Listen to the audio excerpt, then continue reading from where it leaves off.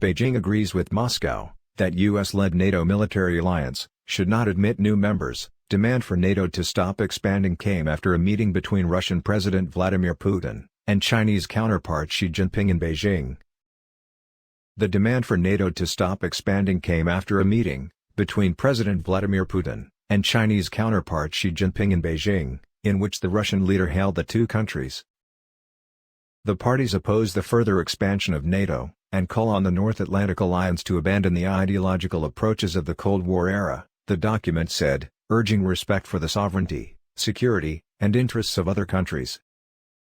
The call echoed demands from Russia at the center of weeks of intensive negotiations between Moscow and the West, under the shadow of a potential conflict.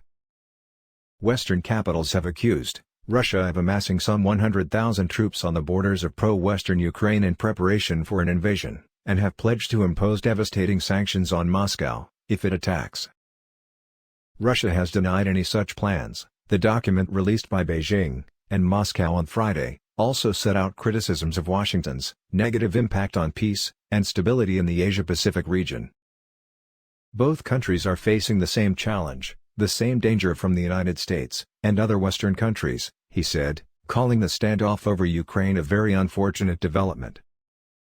Russia didn't want it, China didn't want it, but as we know from history, a common threat, a real threat unites nations better than any formal alliances, Babbage told Al Jazeera. Stay tuned for the latest news.